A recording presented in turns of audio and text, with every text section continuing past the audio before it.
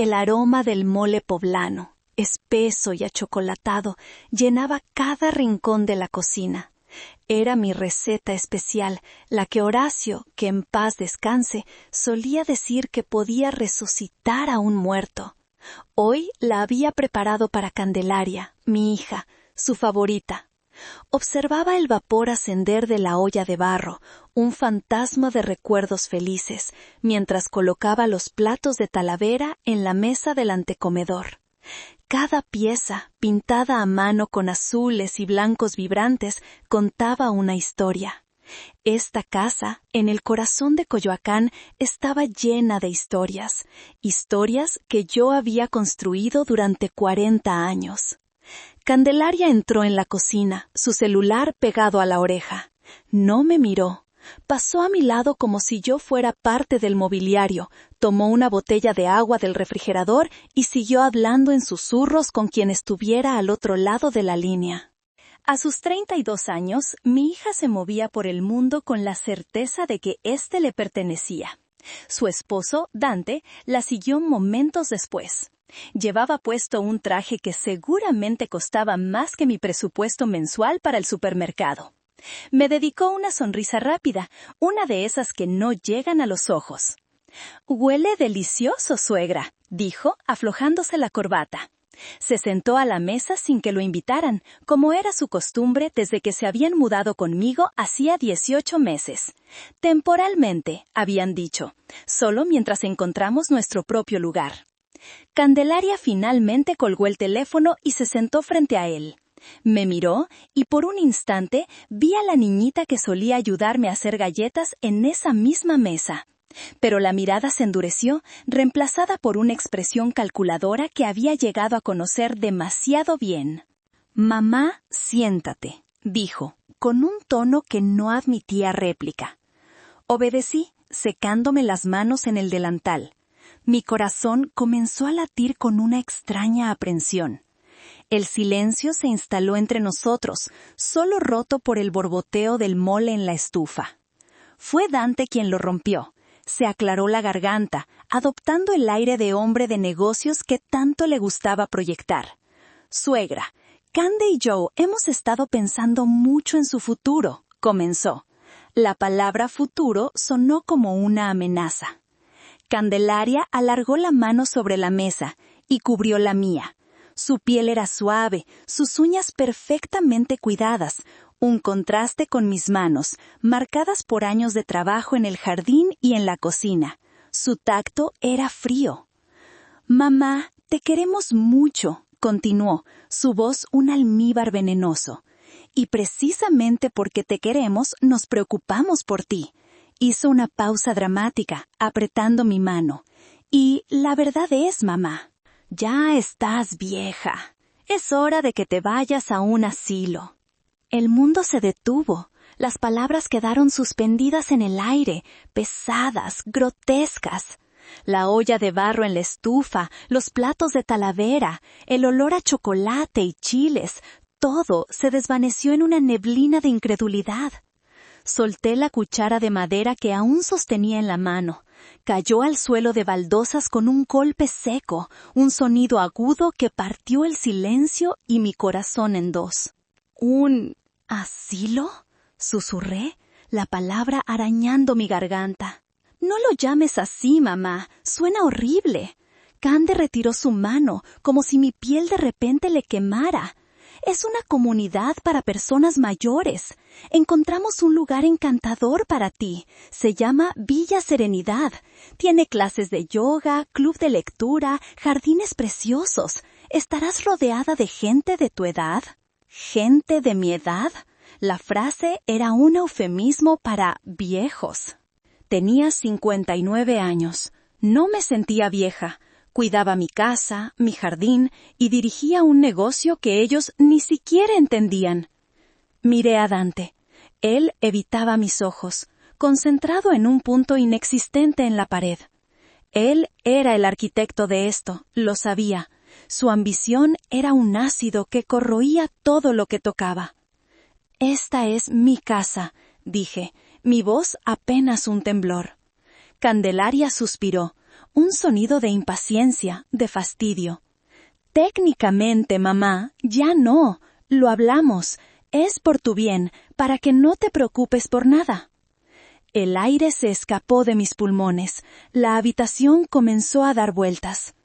Técnicamente, esa palabra, el arma que ellos mismos habían forjado y que ahora usaban para apuñalarme. Les di mi confianza y ellos la habían convertido en una soga para ahorcarme. Me levanté de la mesa, mis piernas temblaban, no podía respirar.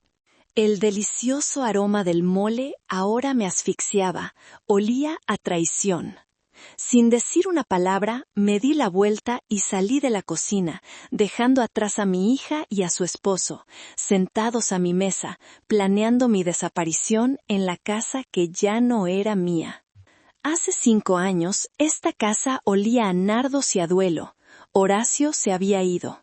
Su corazón, ese motor grande y ruidoso que había impulsado nuestras vidas durante 35 años, simplemente se detuvo. La casa, que siempre había estado llena de su risa y sus pasos firmes, de repente se sentía cavernosa, un eco de la ausencia. Yo vagaba por las habitaciones como un fantasma, tocando sus cosas, su sillón de lectura, sus libros, la taza de café que había dejado a medio tomar esa última mañana. Candelaria y Dante estuvieron a mi lado, sí, organizaron el funeral, recibieron a la gente, dijeron las palabras correctas. Pero su consuelo se sentía hueco, ensayado.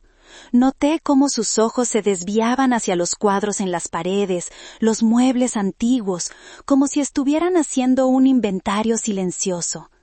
La pena de mi hija parecía superficial, una máscara que se ponía y se quitaba a conveniencia. La de Dante era inexistente. En sus ojos solo veía cifras. Unas 3 semanas después del entierro, cuando el flujo de visitas de pésame había cesado y el silencio se había vuelto ensordecedor, Dante pidió hablar conmigo. Candelaria estaba allí, por supuesto, sentada a mi lado en el sofá, sosteniendo mi mano con una fuerza que pretendía ser de apoyo, pero que se sentía como una restricción. «Suegra», comenzó Dante, su voz untuosa con una falsa solemnidad. «Sé que es un momento terrible, pero hay asuntos prácticos que no podemos ignorar. Asuntos que Horacio hubiera querido que atendiéramos para protegerla». La palabra proteger me puso en alerta, pero mi mente estaba tan anegada por el dolor que apenas podía procesar sus palabras. Dante colocó una carpeta gruesa sobre la mesa de centro. El chasquido del cuero contra la madera sonó como un disparo en la quietud de la sala. «Son solo unos papeles para la transferencia de la propiedad», explicó, abriendo la carpeta. Señaló una serie de documentos llenos de una jerga legal que parecía otro idioma. «Es una estrategia fiscal muy común. Al poner la casa a nombre de Candelaria, usted se ahorra una cantidad enorme en impuestos de sucesión y, más importante, nos permite a nosotros manejar cualquier cosa relacionada con la propiedad, el predial, los servicios, las reparaciones, para que usted no tenga que preocuparse por absolutamente nada en estos momentos tan difíciles». Candelaria asintió vigorosamente. «Papá siempre decía que Dante era muy listo para estas cosas, mamá. Él solo quiere cuidarte, cuidarnos». Miré sus rostros. El de mi hija, ansioso, expectante. El de mi yerno, una máscara de profesionalismo y preocupación fingida. Mi cerebro era una maraña de dolor. La idea de lidiar con abogados, notarios y oficinas de gobierno me parecía una montaña imposible de escalar. Quería acurrucarme en la cama y no despertar. La promesa de que ellos se encargarían de todo sonó como un salvavidas. «¿Están seguros de que esto es lo mejor?», pregunté, mi voz débil. «Absolutamente, suegra. Es para simplificar las cosas, proteger el patrimonio familiar», aseguró Dante, deslizando un bolígrafo y un documento hacia mí. «Solo tiene que firmar aquí y aquí». Mis ojos se nublaron de lágrimas. Vi el nombre de Horacio en otros papeles cercanos, su certificado de defunción. La realidad de su ausencia me golpeó de nuevo, una ola de frío que me dejó sin aliento. Candelaria me abrazó. Firma, mamita, así podremos enfocarnos en lo importante, estar juntos y sanar. Y firmé cada página que me pusieron delante, mi mano temblorosa guiada por la de Dante. Mi firma, usualmente firme y clara, era un garabato ilegible, un sismógrafo de mi corazón roto. Confié en ellos, confié en mi única hija, en el hombre que ella había elegido. Creí que estaban actuando por amor, por protegerme en mi momento de mayor vulnerabilidad. No entendí que no me estaban ofreciendo un escudo, sino que me estaban desarmando. No vi que la mano que pretendía consolarme era la misma que me estaba despojando de mi hogar, de mi seguridad, de mi historia. En ese momento, en esa sala que olía a flores marchitas y a pena, firmé mi propia sentencia de exilio. Y mientras el sonido de la pluma de Dante rasgaba el papel, no escuché el clic de un bolígrafo, sino el sonido de una cerradura que se cerraba para siempre. El silencio después de la muerte de Horacio era un lienzo en blanco. Los primeros meses fue un lienzo aterrador, un vacío que amenazaba con devorarme. Pero poco a poco empecé a ver en él una posibilidad. Horacio, con todo el amor que me tenía, era un hombre de ideas fijas. El mundo, para él, estaba claramente dividido. Los negocios eran para los hombres, el hogar y el arte, para entretenerse, eran para las mujeres. Mi amor por la cerámica de Talavera, por los textiles de Teotitlán del Valle, para él eran simples adornos, pasatiempos para llenar las horas. Un día, ordenando sus cosas, encontré la vieja laptop que le habían regalado en su último trabajo y que nunca aprendió a usar. La abrí. Recordé el curso de computación básica al que me había apuntado un par de años antes, más por aburrimiento y para poder ver las fotos de mis sobrinos nietos que por otra cosa. Había aprendido a navegar por Internet, a usar redes sociales, a manejar el correo electrónico. Habilidades que a Horacio le parecían una pérdida de tiempo. Esa noche, con una copa de vino y el corazón encogido de soledad, escribía en el buscador «Vender artesanía mexicana online». Los resultados me abrumaron. Plataformas como Etsy, foros de coleccionistas, tiendas especializadas. Una puerta se abrió en mi mente. Comencé de a poco. Tomé fotos de algunas piezas de mi propia colección, cerámicas que había comprado directamente a los artesanos en mis viajes a Puebla.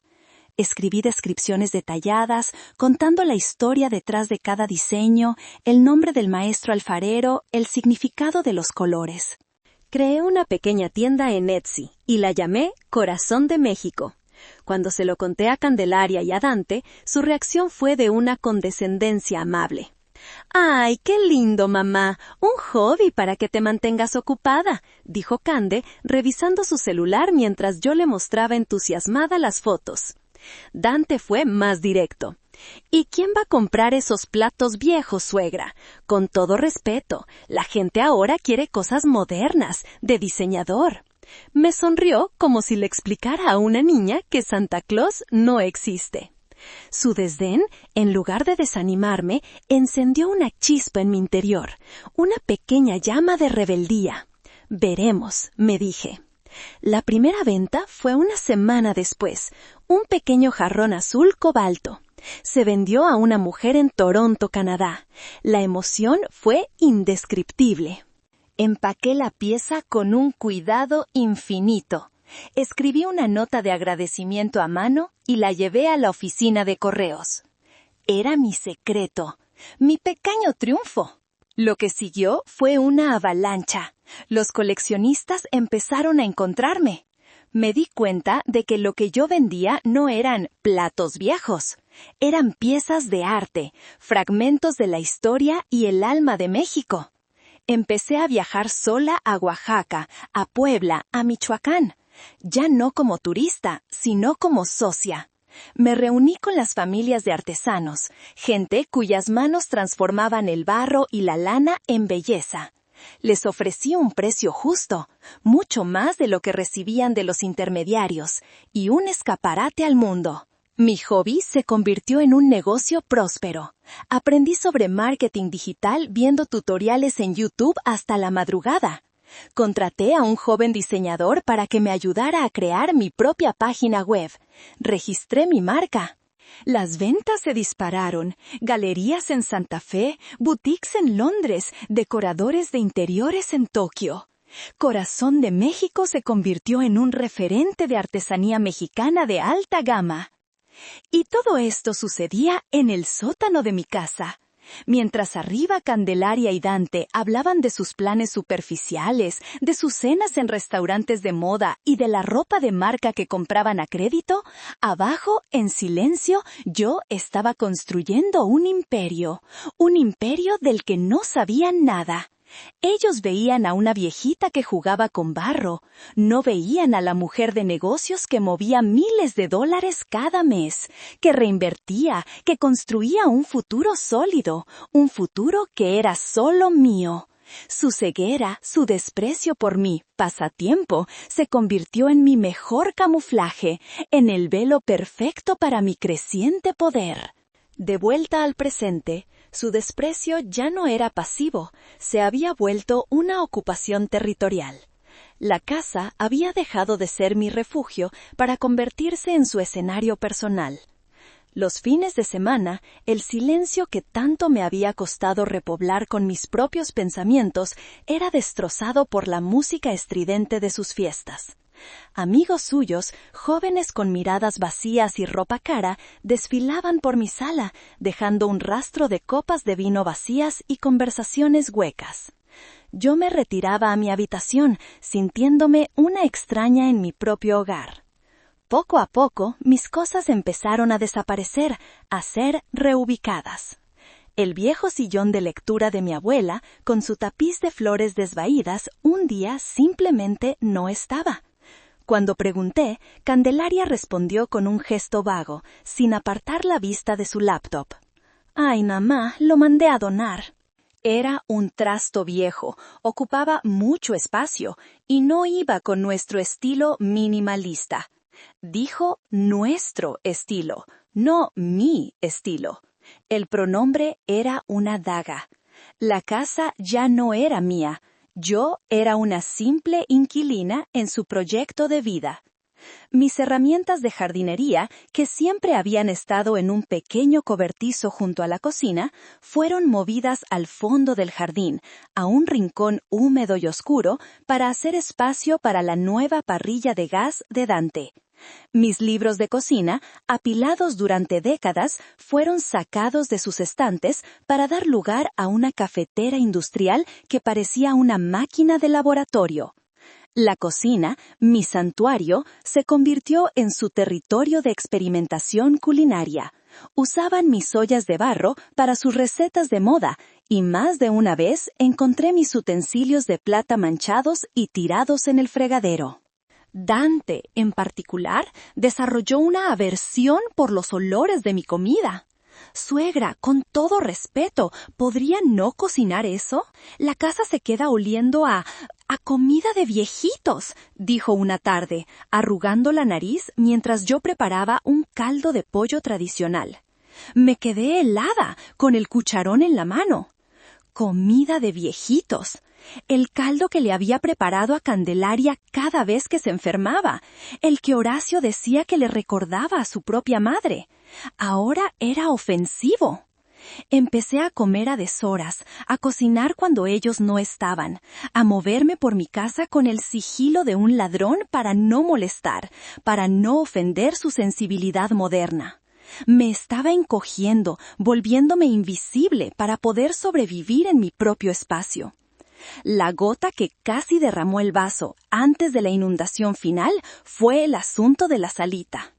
Tenía una pequeña habitación en el segundo piso que usaba como mi cuarto de costura y estudio. Ahí guardaba mis telas, mis hilos y la vieja máquina de coser de mi madre. Un día, al volver de hacer compras, encontré la puerta cerrada con llave.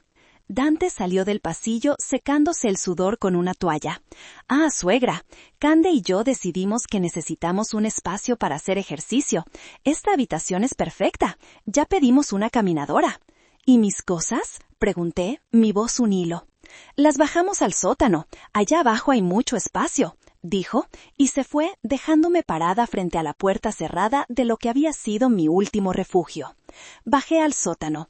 Mis cosas estaban apiladas en un rincón, cubiertas con una lona de plástico. El aire era húmedo y olía a moho.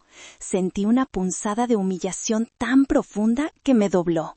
Estaban, literalmente, enterrando mi vida para hacer espacio para la suya. Y yo, por miedo a la confrontación, por un amor mal entendido, los estaba dejando. La mañana en que todo cambió comenzó como cualquier otra. Un sol pálido de invierno se filtraba por las ventanas de la cocina. Candelaria y Dante ya se habían ido. Él a su oficina, ella a su clase de pilates. La casa estaba en silencio, un silencio que ya no me traía paz, sino una sensación de espera, de tensión. Me preparé un café y me senté a la mesa, rodeada de los fantasmas de lo que esta casa solía ser. El teléfono de casa, un aparato antiguo que rara vez sonaba, comenzó a timbrar. Dudé en contestar. Usualmente eran llamadas de ventas o números equivocados, pero por alguna razón, un impulso me hizo levantar el auricular. «¿Bueno? ¿Hablo a la casa de la señora Candelaria Fuentes?», preguntó una voz de mujer enérgica y profesional. Sí. Ella no se encuentra en este momento. Habla su madre», respondí extrañada. «Ah, perfecto. Soy Fabiana, la diseñadora de interiores. Kander me pidió que la llamara para confirmar unos detalles del proyecto. ¿Tiene un minuto?» «Claro», dije, mi curiosidad superando mi confusión. «¿Qué proyecto?» «Excelente», continuó Fabiana, con un entusiasmo palpable. «Solo quiero confirmar el plan para la recámara principal. Estuve revisando las notas de mi reunión con Cande y Dante. Entonces, quedamos en que vamos a tirar el muro que da al balcón para poner un ventanal de piso a techo, ¿correcto? Y el piso de madera lo vamos a levantar para poner mármol. Cande quiere un look muy limpio, tipo hotel boutique». Escuchaba, mi mano apretando el auricular. ¿La recámara principal? Mi recámara. La habitación que había compartido con Horacio durante 35 años. Fabiana continuó, ajena a mi silencio atónito. Y sobre el vestidor, Cande mencionó que quiere eliminarlo por completo para ampliar el espacio y convertir esa área en un gimnasio personal. Me encantó la idea. Una caminadora, una bicicleta estática y un espacio para yoga. Será fabuloso. Un santuario de bienestar. Mi santuario, mi vestidor, donde aún colgaban algunos trajes de Horacio que no había tenido el corazón para regalar. El lugar donde me vestía cada mañana. Iba a ser demolido para una bicicleta estática. Pero fue lo que dijo a continuación lo que rompió algo dentro de mí. «Cande está súper emocionada», dijo Fabiana con una risita. Me dijo, «Fabiana, necesito que ese espacio no tenga ni un rastro de mi mamá. Hay que borrar por completo la energía de viejita». Y luego añadió, «Y esto me dio mucha risa. Vamos a empezar a demoler en cuanto la vieja se vaya a fin de mes. No puedo esperar a tener mi casa de revista». La vieja. Un frío glacial recorrió mi columna vertebral. Ya no era dolor ni tristeza. Era algo más afilado, más puro. Era una rabia blanca, cristalina. Colgué el teléfono sin despedirme. Me quedé de pie en medio de la cocina, mirando mis manos, las manos que habían mecido a esa niña, que habían cocinado sus comidas, que habían cosido sus disfraces, las manos de la vieja. Me vi a mí misma desde fuera, una mujer de 59 años parada en su cocina, a quien su propia hija consideraba un estorbo, una energía que había que purificar. Me habían sentenciado no solo al exilio físico, sino a la erradicación de mi memoria, de mi existencia dentro de esas paredes.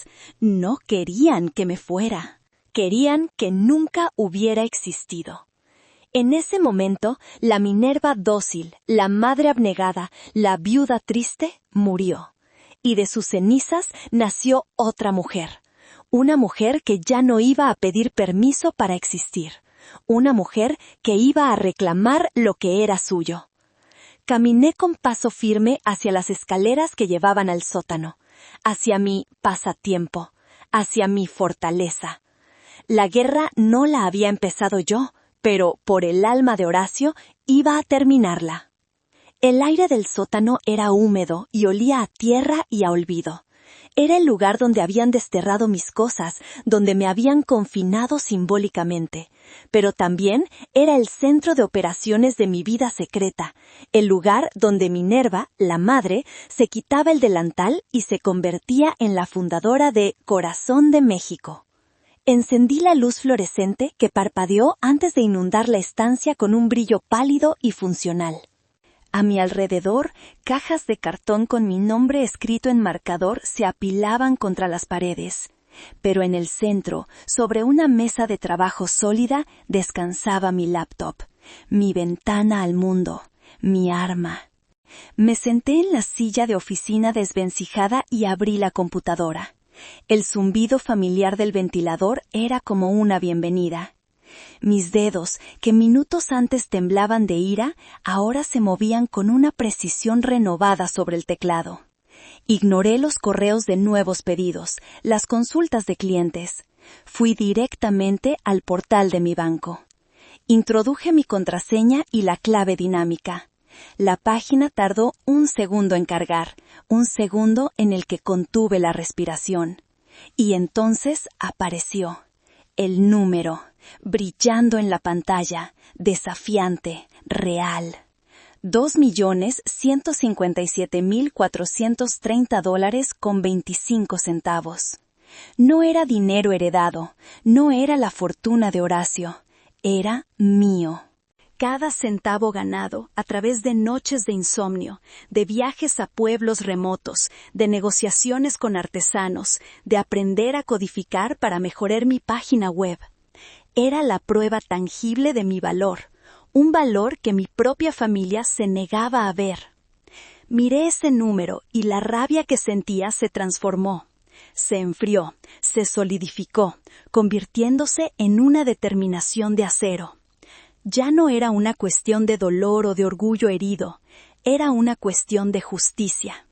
Cerré la página del banco y abrí una nueva pestaña en el navegador. Mis dedos teclearon las palabras que sellarían mi futuro y demolerían el de ellos. ¿Cómo vender una casa rápido en CDMX? Agencias inmobiliarias de lujo Coyoacán. Valor de propiedades zona centro Coyoacán. Los resultados fueron abrumadores. Las casas en mi calle se estaban vendiendo por cifras astronómicas. Mi casa, con sus 4 recámaras, su gran jardín y su arquitectura colonial, valía una fortuna. Una fortuna que Candelaria y Dante planeaban disfrutar a mis expensas. Una sonrisa amarga se dibujó en mi rostro. Ellos creían que me estaban enviando a un asilo para administrar mi modesta herencia. No tenían idea de que estaban tratando de desalojar a la dueña de un castillo, sin saber que ella tenía la llave de un reino mucho más grande. Y entonces escribí las palabras que me hicieron sentir un vértigo de libertad, una posibilidad tan vasta que me asustó y me emocionó a partes iguales. Vivir en San Sebastián, España. Las imágenes que aparecieron en la pantalla me robaron el aliento. La bahía de la Concha, una media luna perfecta de arena dorada y agua azul. Edificios elegantes con balcones de hierro forjado. calles llenas de gente riendo, comiendo pinchos, viviendo. Vi fotos de mujeres de mi edad, vestidas con estilo, sentadas en terrazas frente al mar, bebiendo vino, solas o con amigas, dueñas de su tiempo, de su vida. En ese sótano húmedo y oscuro, rodeada de los restos de mi vida pasada, tomé una decisión. No iba a mudarme a Villa Serenidad, no iba a encogerme hasta desaparecer, iba a cruzar un océano, iba a reclamar mi vida. Candelaria quería borrar mi energía de viejita. Perfecto, se la iba a llevar toda, junto con cada centavo, a un lugar donde sería apreciada, a un lugar donde, por primera vez, construiría un hogar que nadie podría arrebatarme. Mi primer acto de guerra fue una llamada telefónica. Marqué el número de mi hermano menor, Eliseo, que vivía en Guadalajara. Él era arquitecto, un hombre de mente clara y corazón leal. Siempre había visto a través de la fachada de Candelaria y Dante, y en más de una ocasión me había advertido, con su tacto característico: «Ten cuidado, hermanita, esos dos no ven a una madre, ven un cajero automático con jardín», me había dicho un año atrás. Yo, por supuesto, lo había defendido. Son jóvenes, Eliseo, están encontrando su camino. ¡Qué ciega había estado! Contestó al segundo timbrazo. «Minerva, qué milagro, ¿todo bien?». Su voz, siempre cálida, me reconfortó al instante. Tragué saliva, reuniendo toda la firmeza que había encontrado en el sótano. «No, Eliseo, no todo está bien, pero lo estará. Necesito tu ayuda». Hubo un silencio al otro lado de la línea, pero no era un silencio incómodo, era un silencio de espera. «Dime qué necesitas», dijo finalmente. Le conté todo: la propuesta del asilo, la llamada de la diseñadora, la frase sobre la energía de viejita. No lo interrumpí con emociones, se lo conté como un informe de daños, con una frialdad que me sorprendió a mí misma. Cuando terminé, Eliseo soltó un suspiro largo y pesado. «Hijos de...» se contuvo. «Lo siento, Minerva. Lamento no haber insistido más. Lamento que hayas tenido que pasar por esto sola». «Ya no estoy sola», respondí. «Estoy lista para actuar. Necesito un abogado. No cualquier abogado. Necesito un tiburón. Alguien brillante, discreto y despiadado». Pude casi oír su sonrisa a través del teléfono. «Conozco al hombre perfecto. Se llama Amadeo Rojas. Fue mi profesor en la universidad y ahora es uno de los mejores abogados inmobiliarios del país. Es un viejo lobo de mar. No se le escapa una. Le debo un par de favores. Te conseguiré una cita con él para mañana mismo». «Gracias, Eliseo. Te debo una». «No me debes nada. Es lo que hace la familia». «La verdadera familia», dijo, y esas palabras fueron un bálsamo para mi alma herida. Al día siguiente me encontré en un imponente edificio de oficinas en Polanco.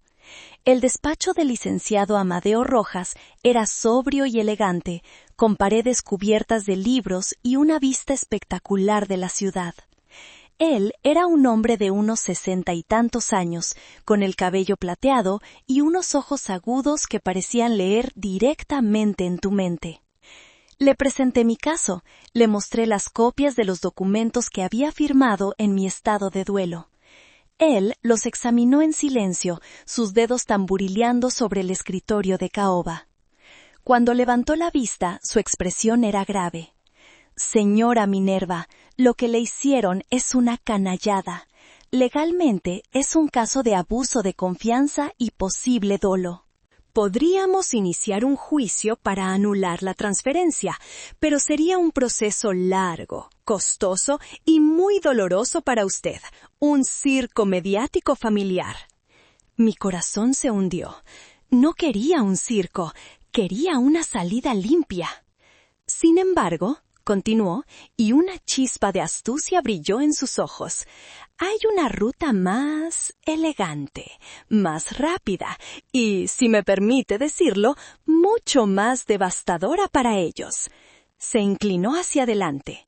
La transferencia se hizo como una donación, y aunque ellos ahora son los dueños legales en el registro, la propiedad no tiene ningún gravamen, ninguna hipoteca, está libre. Y usted, como residente y usufructuaria vitalicia no declarada pero demostrable, tiene ciertos derechos.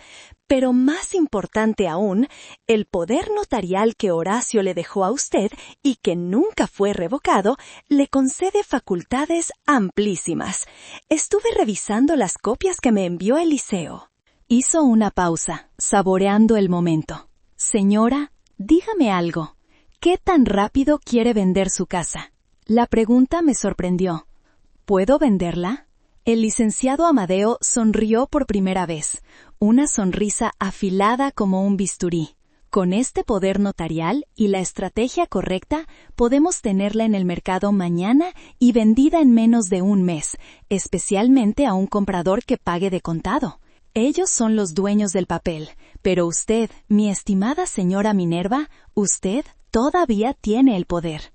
La pregunta no es si puede, la pregunta es, ¿quiere? Miré por el ventanal la vasta ciudad que se extendía a mis pies, una ciudad llena de posibilidades, y por primera vez en mucho tiempo sentí que yo también las tenía. Sí, licenciado, respondí, mi voz firme sin un ápice de duda.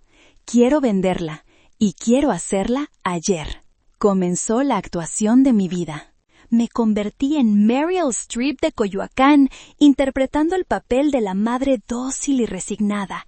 Era un papel que me repugnaba, pero cada sonrisa forzada, cada sentimiento sumiso, era un ladrillo más en el muro de mi fortaleza, una palada más en la tumba de sus planes.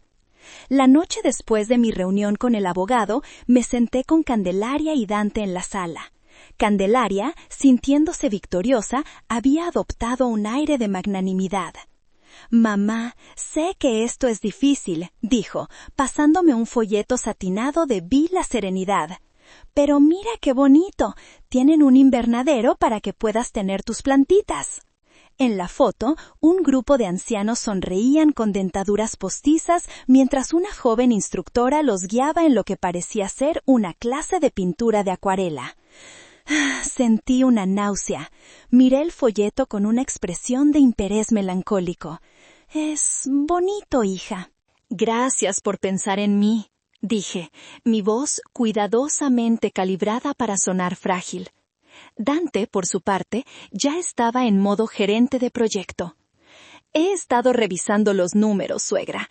Con la venta de algunos de los muebles antiguos y lo que ahorraremos en el mantenimiento de la casa, podremos pagar la cuota de la villa sin problemas, y aún nos quedará un extra para nuestras cosas». «Claro, mi amor», le sonreí débilmente. «Ustedes también merecen tener sus cosas». Por dentro, un volcán de sarcasmo amenazaba con entrar en erupción. ¿Vender mis muebles, los que habían pertenecido a mi madre, a mi abuela, para pagar su gimnasio personal y sus cenas en restaurantes caros? Apreté los puños debajo de la mesa hasta que las uñas se me clavaron en las palmas. Los días siguientes se convirtieron en un teatro del absurdo. Candelaria me llevaba a ver asilos. Yo caminaba por los pasillos estériles que olían a desinfectante y a sopa de verduras, fingiendo considerar cuál de esas antesalas de la muerte me gustaba más. «Este tiene una biblioteca más grande, mamá», decía Cande, mientras yo solo veía rostros resignados y miradas perdidas. «Sí, es importante tener buenos libros», respondía, mientras pensaba en la llamada que tenía esa noche con un agente inmobiliario en San Sebastián que me iba a mostrar un ático con vistas al mar Cantábrico. Mientras ellos creían que estaban sellando mi destino, yo estaba tejiendo el mío en secreto. El licenciado Amadeo se movía con una eficacia letal. Contrató a una de las mejores agencias inmobiliarias de la ciudad, Propiedades Exclusivas. La fotógrafa vino una mañana mientras Cande y Dante estaban en el trabajo. Hizo que mi casa luciera como un palacio en las fotos, capturando la luz que se filtraba por los vitrales y el verdor del jardín que tanto amaba. Su casa es una joya. Se venderá en días, me aseguró la agente, una mujer elegante llamada Sofía. El anuncio se publicó online un viernes por la tarde. Discreta venta privada, decía. No había letrero en el jardín, no había anuncios en el periódico. Todo se manejaba a través de una red exclusiva de clientes internacionales. Era una operación quirúrgica. Ese fin de semana, mientras Candelaria me hablaba de cómo empacar mis chácharas para no estorbar, mi celular vibraba en mi bolsillo con notificaciones. Eran solicitudes para ver la casa, familias de expatriados, inversores, un diplomático. El lunes, mientras desayunábamos, Cande dijo: «El próximo fin de semana podemos empezar a hacer cajas, mamá, para que la mudanza sea ordenada». «Claro, hija, lo que tú digas», respondí, dándole un sorbo a mi café. En mi correo electrónico tenía ya 2 ofertas preliminares por la casa, ambas por encima del precio de venta. La actriz sumisa estaba haciendo el mejor papel de su vida y el público no tenía ni la más remota idea de que el tercer acto sería una tragedia. Para ellos. Cuando la noche caía sobre Coyoacán y la casa se sumía en el silencio, mi verdadera vida comenzaba. Una vez que escuchaba el sonido de la puerta de la recámara de Candelaria y Dante cerrándose, yo me deslizaba escaleras abajo hacia el sótano. Mi sótano se transformó en mi cuartel general, el pentágono de mi revolución personal. Encendía mi laptop y el mundo se abría ante mí. Tenía múltiples ventanas abiertas, cada una representando una faceta de mi nueva existencia. En una estaba el portal inmobiliario de San Sebastián. Me había enamorado de un ático en el centro, en un edificio antiguo cerca de la playa de la Concha. Tenía una terraza que rodeaba todo el apartamento, con espacio suficiente para un pequeño jardín de hierbas aromáticas y un par de bugambillas. Me imaginaba allí, con una taza de café por la mañana, oliendo la brisa del mar. Hablaba con el agente español, Iñaki, a través de videollamadas. Era un hombre joven, eficiente y amable. Al principio se mostró sorprendido por mi decisión. «¿Así que se muda de México a San Sebastián, sin haber estado aquí antes, señora Minerva?», me preguntó en una de nuestras primeras charlas, su acento vasco marcando las palabras. «A veces, Iñaki, no necesitas conocer un lugar para saber que es tu hogar», le respondí. «Solo necesitas saber de qué estás huyendo». Él pareció entender. Me hizo un tour virtual del ático, moviendo su teléfono por cada habitación, mostrándome la luz, los pisos de madera, la cocina moderna. Era perfecto. «Lo quiero», le dije sin dudar. Acordamos un contrato de alquiler con opción a compra. Pagaría el depósito y los primeros 6 meses por adelantado, tan pronto como se cerrara la venta de mi casa. En otra ventana tenía abierta la página de una empresa de mudanzas internacionales. Fue un proceso catártico. Hice un inventario de mi vida, decidiendo qué se quedaba y qué se iba. La mayoría de los muebles, los que Candelaria y Dante ya consideraban suyos, se quedarían. Eran solo objetos. Pero había cosas que eran parte de mi alma. El baúl de madera de mi madre, mi colección de libros de arte mexicano, la primera pieza de cerámica que vendí en mi tienda, las fotografías de Horacio. Y por supuesto, un inventario cuidadosamente seleccionado de las mejores piezas de Corazón de México. Contraté el servicio de embalaje y envío marítimo. Mis tesoros viajarían en un contenedor, cruzando el Atlántico para encontrarse conmigo en mi nuevo hogar. La parte más compleja fue la financiera. Con la ayuda del licenciado Amadeo, abrí una cuenta en un banco español. El proceso de transferir una suma tan grande de dinero a través de las fronteras requería una coreografía de documentos, permisos y declaraciones.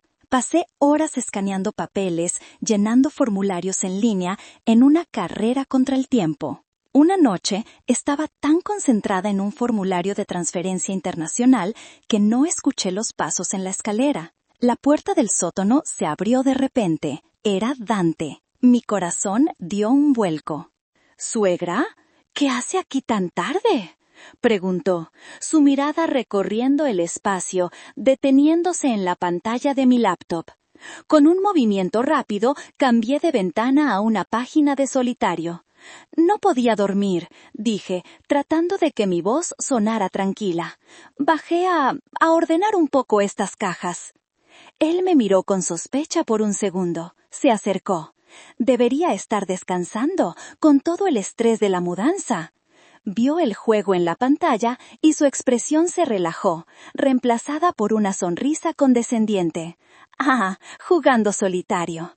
Bueno, no se desvele mucho. Buenas noches. Cerró la puerta. Me quedé inmóvil, mi corazón martillando contra mis costillas. Estuvo tan cerca. Por un momento todo mi plan pendió de un hilo.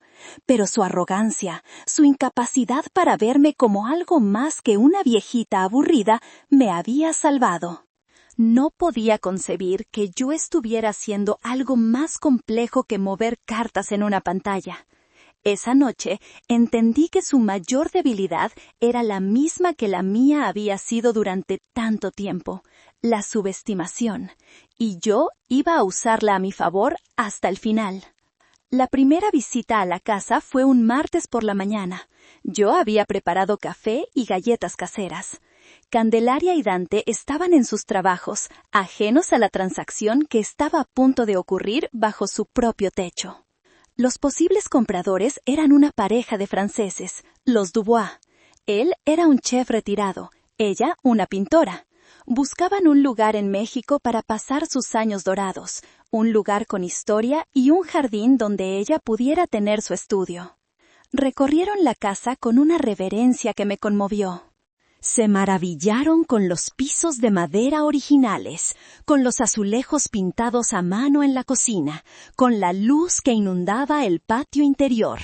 No vieron una propiedad, vieron un hogar. «Madame Minerva», dijo el señor Dubois, con un acento encantador. «Esta casa tiene un alma. Se puede sentir el amor que se ha invertido en ella». Su esposa, Hélène, se detuvo en el jardín. Tocó las hojas de mis rosales con una delicadeza infinita.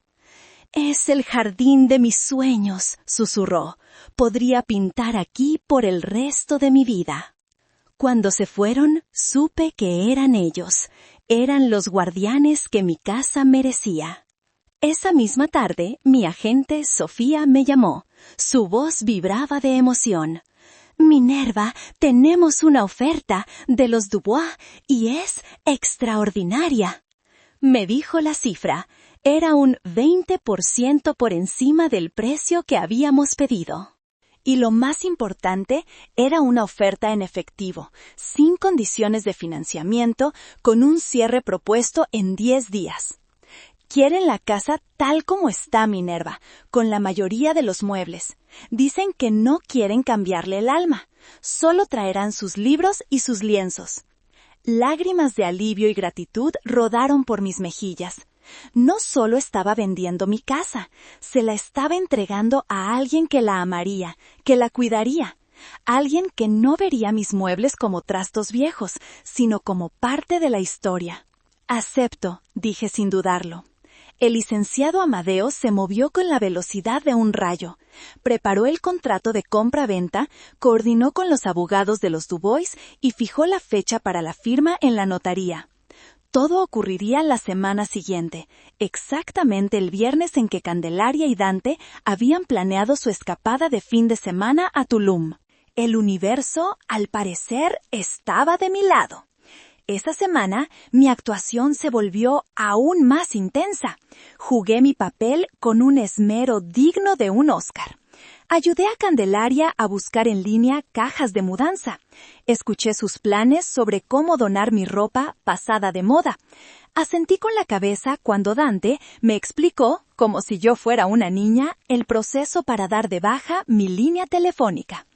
«No te preocupes, suegra, nosotros nos encargaremos de todo», decía con una palmada paternal en mi hombro.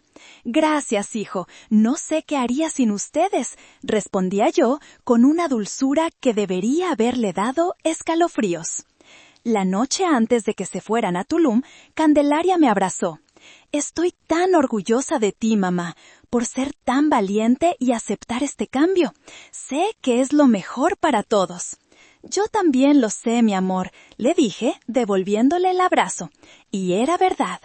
Sabía, con una certeza absoluta, que era lo mejor para todos, solo que su definición de lo mejor y la mía estaban a un océano de distancia. Mientras ellos hacían sus maletas emocionados por su viaje, yo hacía las mías en secreto, en mi cuarto del sótano. Pero yo no empacaba para una mudanza a Villa Serenidad, yo empacaba para una nueva vida. Mi maleta no contenía resignación, contenía libertad, y estaba a punto de embarcar en el viaje más importante de mi existencia. El viernes por la mañana, la casa estaba impregnada de una energía frenética que no era la mía. Candelaria corría de un lado a otro, metiendo en una maleta de diseñador bikinis y sandalias. Dante hablaba en voz alta por teléfono, confirmando su reservación en un hotel boutique en Tulum. Sí, la suite con piscina privada. Perfecto, lo escuché decir. La ironía era tan espesa que casi podía saborearla. Estaban pagando por una piscina privada con dinero que no tenían, mientras yo estaba a punto de asegurar mi futuro con dinero que ellos no sabían que yo poseía. Me desearon un buen fin de semana con la displicencia de quienes dejan atrás a una mascota bien cuidada. «Pórtate bien, mamá, no hagas travesuras», bromeó Cande, dándome un beso en la mejilla. «No te preocupes, hija, estaré muy tranquila», respondí. Tan pronto como su coche desapareció por la esquina, una calma absoluta descendió sobre la casa. Era mi casa otra vez, aunque fuera por unas pocas horas más. Respiré hondo, saboreando el silencio. Luego subí a mi habitación, me quité el delantal de madre sumisa y me puse un elegante traje sastre de lino que había comprado para la ocasión. Me miré al espejo. La mujer que me devolvía la mirada no era una viejita, era Minerva. Una mujer a punto de ejecutar el movimiento maestro de su vida. El licenciado Amadeo me recogió puntualmente. En la notaría, en una sala de juntas con olor a cuero y a café caro, me esperaban los Dubois y sus abogados. El proceso fue solemne y eficiente. Se leyeron los documentos, se confirmaron las identidades, se revisaron las transferencias. Cuando llegó el momento de firmar, el notario me pasó la pluma. Mis dedos la sostuvieron con firmeza. Miré la línea donde debía poner mi nombre. Debajo estaba el nombre de Candelaria Fuentes de Ramírez, la propietaria legal. Pero la firma que se requería era la mía, como apoderada legal con plenos poderes. El as bajo la manga que Horacio, sin saberlo, me había dejado. Mi firma fue clara, fuerte, sin un solo temblor. Al trazar las letras de mi nombre, sentí que no solo estaba vendiendo una propiedad.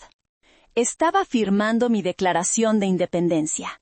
Estaba cerrando un capítulo de servidumbre y abriendo uno de libertad. El señor Dubois me estrechó la mano.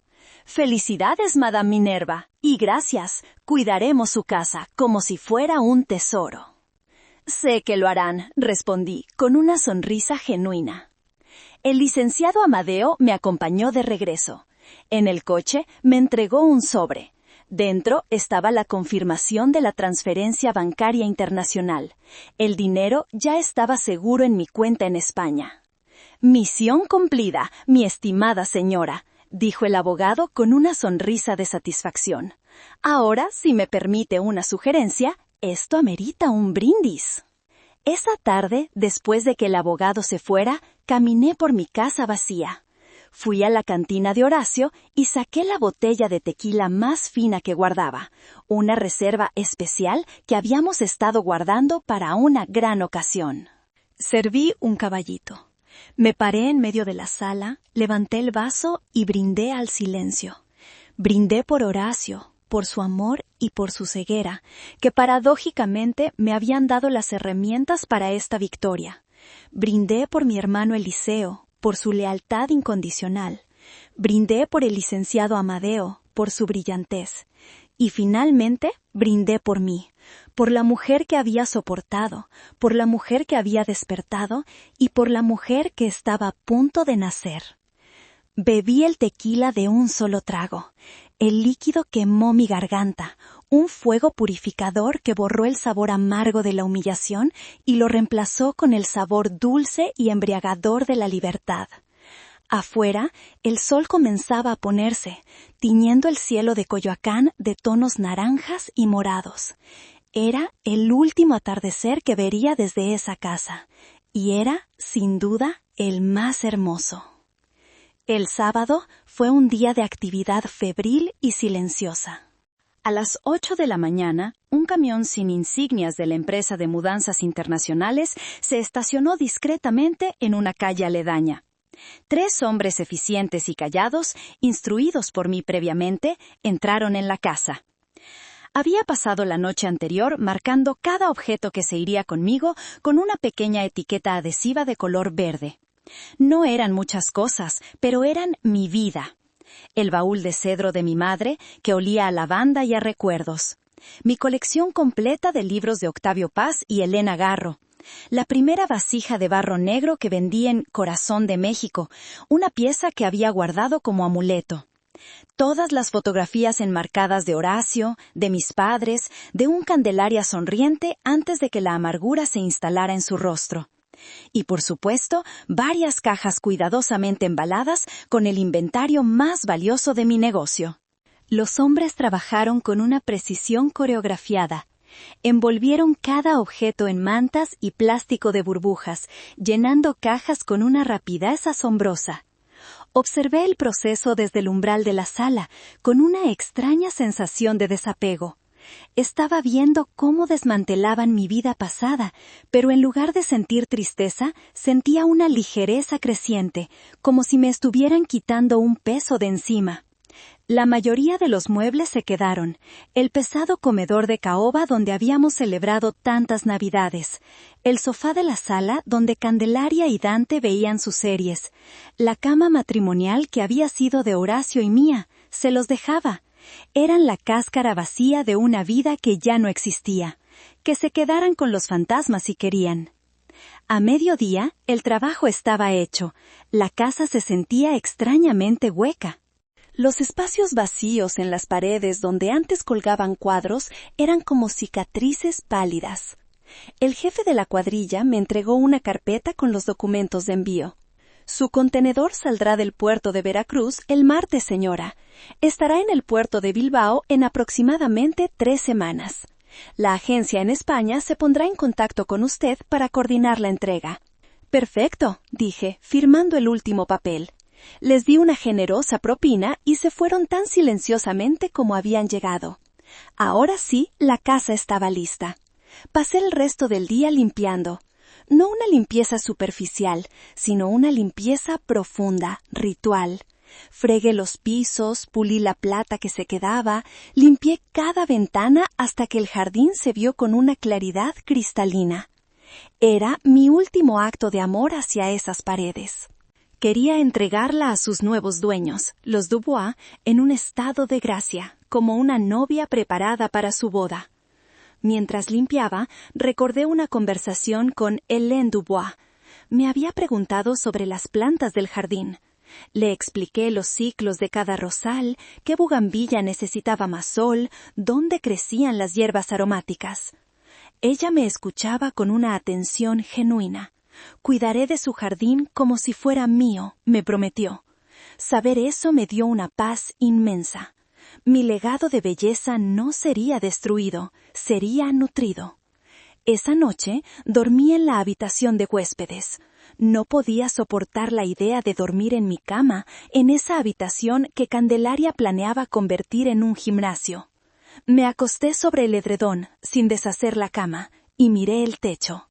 La casa crujía a mi alrededor, como si se estuviera despidiendo. Mañana, Candelaria y Dante regresarían de su paraíso tropical para encontrar que su mundo estaba a punto de implosionar. Y yo estaría allí, en el epicentro, serena y lista para el acto final. El domingo transcurrió en una quietud casi irreal. Me desperté temprano y preparé café, pero en lugar de sentarme en la cocina, lo llevé al jardín. Me senté en una banca de hierro forjado bajo el viejo pirul, el mismo árbol en cuyo tronco Horacio y yo habíamos grabado nuestras iniciales dentro de un corazón hacía tantos años. Acaricié la corteza rugosa buscando el grabado. Allí estaba, desvanecido por el tiempo, pero aún visible. M de Minerva, H de Horacio. Una reliquia de un amor que fue real, que fue bueno, antes de que el tiempo y las circunstancias lo convirtieran en un recuerdo agridulce. No sentí la punzada de dolor que solía acompañar estos momentos. En su lugar, sentí una gratitud serena. Tuvimos nuestros años, Horacio, y fueron buenos, pero ahora me toca a mí tener los míos, sola. Pasé la mañana escribiendo, no en mi laptop, sino a mano, con una pluma fuente y papel de lino. Eran 2 cartas, una para Candelaria, una para Dante. No eran cartas de odio ni de reproche, eran cartas de hechos, frías, precisas, irrefutables. En cada una detallé mi decisión, expliqué el origen de mi fortuna, el éxito de Corazón de México, el negocio que ellos habían ridiculizado. Adjunté una copia del estado de cuenta de mi banco, con el saldo final resaltado en amarillo. Les informé de la venta de la casa, adjuntando una copia del contrato de compra-venta, y les di la fecha y hora en que los nuevos propietarios, los señores Dubois, tomarían posesión legal de la propiedad, martes a las 12 del mediodía. La última frase en ambas cartas era la misma. Me pediste que encontrara mi propio lugar. Y lo encontré. Les deseo suerte encontrando el suyo. Doblé cada carta con cuidado y la metí en un sobre con su nombre. Las dejé sobre la mesa de la entrada, 2 pequeñas bombas de tiempo esperando a ser detonadas. Por la tarde, empaqué mi maleta de mano. Solo lo esencial. Mi pasaporte, mi cartera, los documentos de mi nueva vida en España, una muda de ropa y el pequeño jarrón azul cobalto que fue mi primera venta. Mi amuleto. Todo lo demás ya estaba cruzando el océano o se quedaría atrás. Caminé por la casa una última vez, despidiéndome no de los objetos, sino de los ecos. El eco de la risa de Candelaria cuando era niña, corriendo por el pasillo. El eco de las discusiones apasionadas sobre política entre Horacio y mi hermano. El eco de mi propio llanto en la oscuridad después de que Horacio muriera. Esta casa no era solo ladrillos y cemento, era el archivo de mi vida. Pero los archivos, a veces, deben cerrarse para que nuevas historias puedan escribirse. A las 7 de la tarde mi celular sonó. Era Candelaria. «Mamá, ya vamos de regreso. El tráfico está horrible. ¿Hay algo de cenar?» Su voz sonaba despreocupada, la voz de alguien que vuelve a casa, a su zona de confort, sin sospechar que los cimientos de esa casa han sido removidos. «Claro, hija, les guardé un poco del mole de la otra noche», respondí, mi voz sonando extrañamente calmada. «Perfecto, llegamos en 1 hora», dijo y colgó. 1 hora más de paz. Me senté en el sofá de la sala, el que se quedaría, y esperé. No sentía nervios ni miedo, sentía una claridad absoluta. Era la calma que precede a la tormenta perfecta. Una tormenta que yo misma había invocado y que estaba a punto de desatar. Llegaron pasadas las 8, bronceados y cargados de bolsas de compras de las boutiques de Tulum. Entraron en la casa riendo por alguna broma privada, dejando caer las maletas en la entrada con un ruido sordo. «¡Qué viaje! ¡Necesitábamos esto!», exclamó Candelaria, estirándose como una gata satisfecha. ¿Dónde está esa delicia de mole, mamá? ¡Muelo de hambre! En la cocina, caliéntenlo en el microondas, respondí desde mi asiento en la sala. Dante dejó las llaves del coche en la mesita de la entrada, justo al lado de los 2 sobres. Los miró por un instante, pero su mente estaba en otra parte. Voy a darme una ducha rápida. Ese hotel era increíble, pero no hay nada como la presión de agua de nuestra regadera. Nuestra regadera. La frase me golpeó, pero ya no me hirió, solo me confirmó la rectitud de mi decisión. Mientras Candelaria estaba en la cocina y Dante subía las escaleras, yo permanecí inmóvil, observando la escena como si fuera una espectadora en un teatro. Estaban tan absortos en su propio mundo, tan seguros de su control, que eran ciegos a la realidad que los rodeaba. No notaron los espacios vacíos en las paredes, ni la ausencia del baúl de mi madre en el recibidor. Su arrogancia era su talón de Aquiles. Candelaria volvió de la cocina con un plato humeante de mole y arroz. Se dejó caer en el sillón frente a mí. «Ay, mamá, no sabes. Vimos unos muebles de exterior increíbles para el jardín. En cuanto te mudes y tengamos más espacio, vamos a poner un deck de madera y una sala de exterior. Va a quedar espectacular», dijo, con la boca llena. Asentí lentamente. «Suena como un buen plan», dije. Dante bajó unos minutos después, envuelto en una bata de baño, con el pelo mojado. Se sirvió un vaso de whisky de la botella de Horacio que yo había dejado a propósito en la cantina. «Ahora sí», dijo, sentándose al lado de Candelaria, «a planear la operación remodelación». Se rieron juntos. Eran las 9 de la noche. Mi vuelo salía a las 7 de la mañana. El taxi estaba programado para recogerme a las 4. Tenía unas horas más para interpretar mi papel. Escuché sus planes durante casi 1 hora. Hablaron de tirar paredes, de cambiar pisos, de la paleta de colores neutra y sofisticada que querían. Hablaron de la fiesta de inauguración que darían. Hablaron de todo, excepto de mí. Yo era una nota a pie de página en su gran plan, un trámite que pronto estaría resuelto. Finalmente, Candelaria bostezó. «Bueno, creo que es hora de dormir. Mañana hay que volver a la realidad. Por cierto, mamá, esta semana sí o sí tenemos que firmar los papeles de Villa Serenidad. No podemos retrasarlo más». «Tienes razón, hija», dije, levantándome. «Mañana lo resolvemos. Que descansen». Subí las escaleras hacia la habitación de huéspedes. Ellos se quedaron abajo, terminando sus bebidas, los dueños del castillo sin saber que el reino ya había sido vendido. Me metí en la cama vestida. No iba a dormir, iba a esperar. La noche era larga, y el amanecer traería consigo la verdad. Y la verdad, como el sol, iba a quemar. La cena no fue una cena, fue una farsa. Ver a Candelaria devorar el mole que yo había cocinado con tanto esmero, mientras detallaba cómo iba a destruir la cocina donde lo aprendí a hacer, fue un ejercicio de autocontrol sobrehumano. Cada bocado que daba parecía un acto de canibalismo simbólico. «Y aquí», dijo, señalando con el tenedor hacia la pared donde colgaba mi colección de cazuelas de cobre, «vamos a poner una barra de granito negro, muy chic. Y cambiaremos todos estos cacharros rústicos por electrodomésticos de acero inoxidable». Dante asintió, dándole un sorbo a su whisky. «Buen punto. Necesitamos un refrigerador de 2 puertas con dispensador de hielo. El tuyo, suegra, parece de museo». Sonreí, una sonrisa que no me llegó a los ojos. «Tienen muy buenas ideas», comenté. «Harán de esta casa un lugar muy moderno». «Ese es el plan», dijo Cande, radiante, «sacarle todo lo viejo y dejarla como nueva, incluyéndote a ti, mamá. En Villa Serenidad tendrás una vida nueva también. ¿No te emociona?»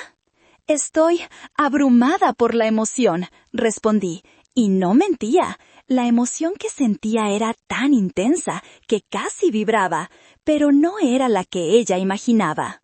Cuando terminaron de cenar, dejaron los platos en el fregadero, como de costumbre, y se instalaron en la sala para ver una película. Yo recogí los platos, los lavé y los sequé, como había hecho miles de noches. Era la última vez. Mientras mis manos se movían con la familiaridad de la rutina, mi mente estaba a miles de kilómetros de distancia, en una terraza sobre el mar. Me retiré a la habitación de huéspedes diciendo que me sentía cansada. «Claro, mamá, descansa. Mañana será un día largo», dijo Cande, sin apartar la vista de la pantalla. No dormí. Me senté en la oscuridad junto a la ventana, escuchando los sonidos de la noche y los diálogos apagados de la película que subían por el suelo.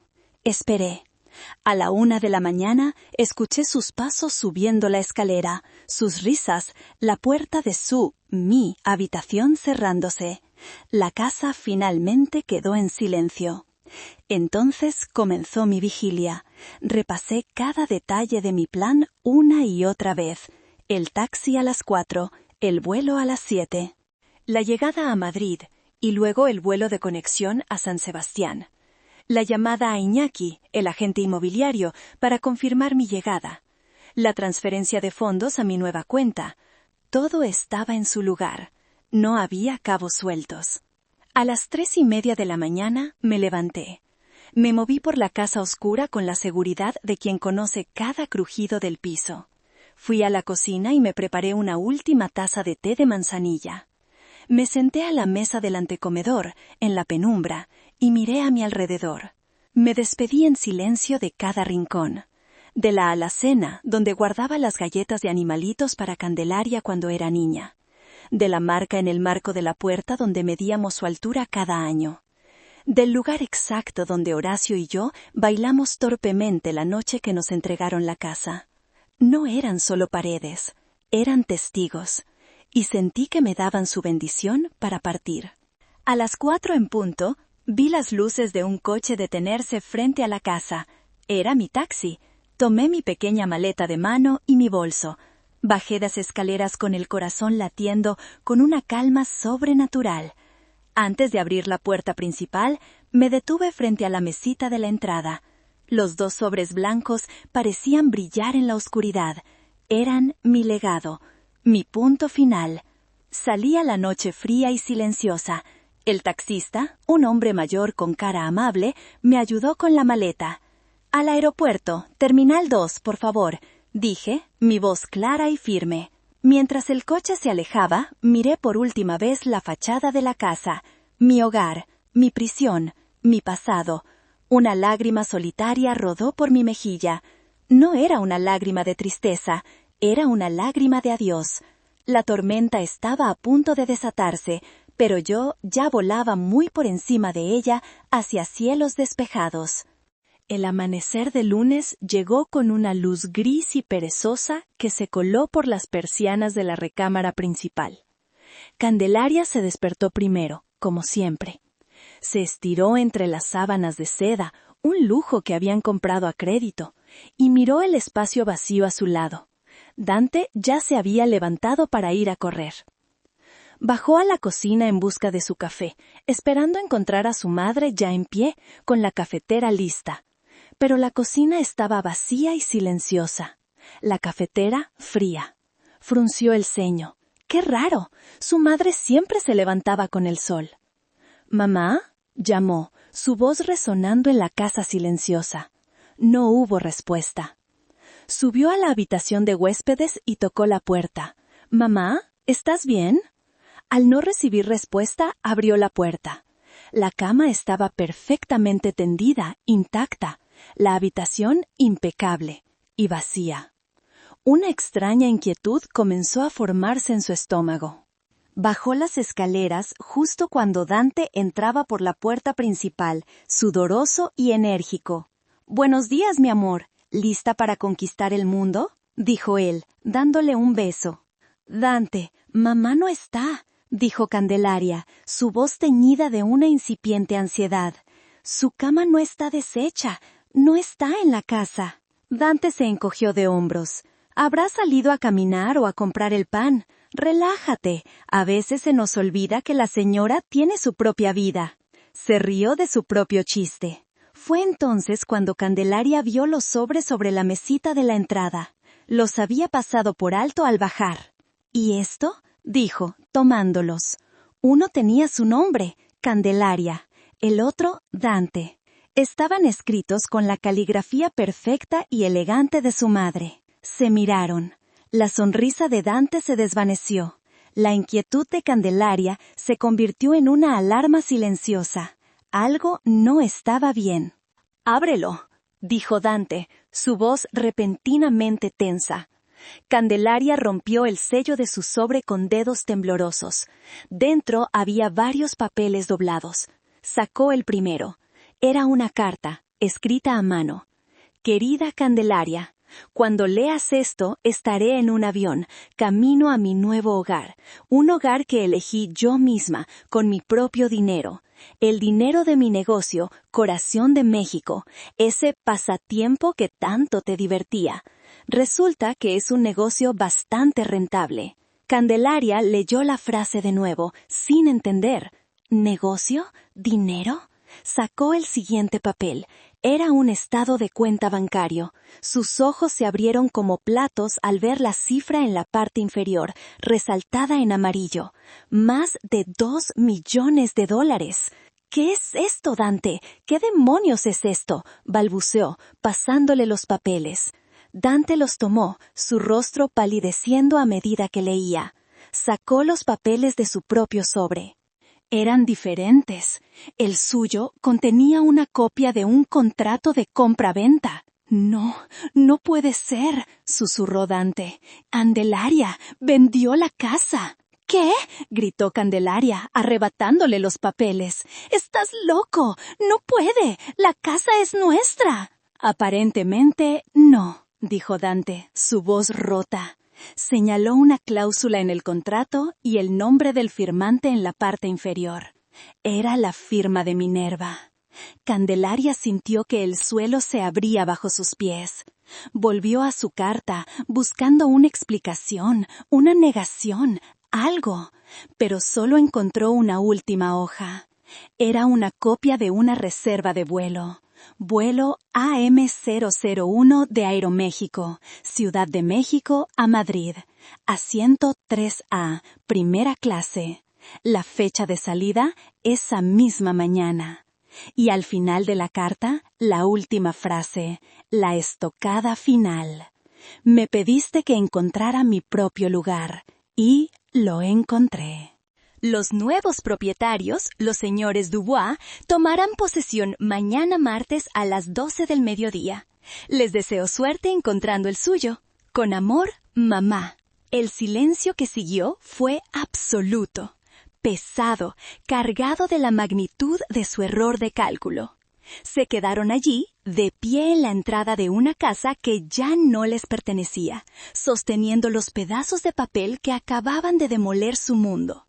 La viejita se había ido, y se había llevado todo con ella. El primer sonido que rompió el silencio atónito fue una risa seca, incrédula, que brotó de la garganta de Dante. «Es una broma», dijo, mirando a Candelaria con los ojos desorbitados. «Tiene que ser una broma pesada. ¿Tu madre, una empresaria millonaria? Por favor, apenas sabe usar el microondas». Pero Candelaria no se reía. Su rostro había pasado del blanco pálido a un rojo furioso. Sus manos arrugaban la carta hasta convertirla en una bola de papel. «¡No es una broma, idiota!», gritó, su voz subiendo varias octavas. «¡Mira estos papeles! ¡Son documentos legales! ¡La vendió, Dante! ¡Vendió nuestra casa!». «No era nuestra casa», la corrigió él, su propio pánico empezando a superar su incredulidad. «Bueno, sí, pero ¡maldita sea!». Golpeó la pared con el puño, dejando una pequeña abollanura en el yeso. «¡Esa vieja bruja nos ha estado engañando todo este tiempo!». ¿Nos ha engañado? ¡Tú fuiste el del plan brillante! Candelaria se abalanzó sobre él, empujándolo. ¡Tú me convenciste de que firmara los papeles! ¡Es para protegerla, decías! ¡Es una estrategia fiscal! Su voz imitaba la de Dante con un sarcasmo venenoso. «Y tú estabas encantada con la idea», le gritó él de vuelta. ¿O ya se te olvidó cómo planeabas el gimnasio en su cuarto? Estabas más ansiosa que yo por echarla. La discusión se convirtió en un torbellino de acusaciones y reproches. Se lanzaron el uno al otro cada error, cada palabra, cada decisión que los había llevado a ese punto. La casa, que momentos antes era el símbolo de su futuro brillante, ahora era el escenario de su implosión. Candelaria, en un ataque de histeria, comenzó a correr por la casa.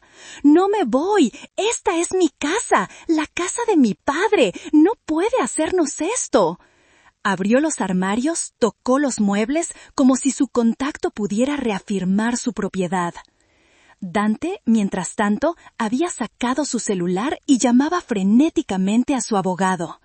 «Ernesto, soy Dante. Necesito que pares la venta de una casa». «¿Cómo que ya se firmó? ¿El viernes? ¡Imposible! ¿Apoderada legal? ¡Qué poder! ¡El dueño soy yo!».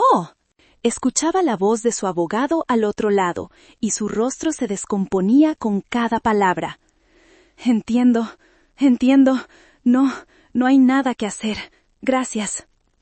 Colgó el teléfono y miró a Candelaria con una expresión de derrota total.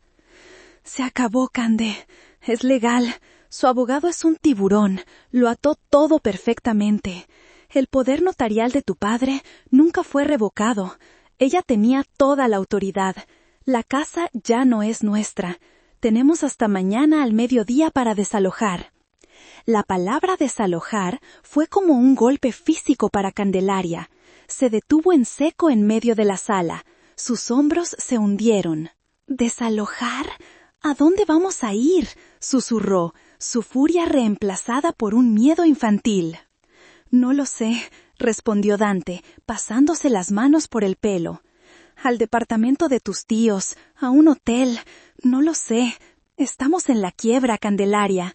Todas nuestras tarjetas están al límite». «Contábamos con esta casa».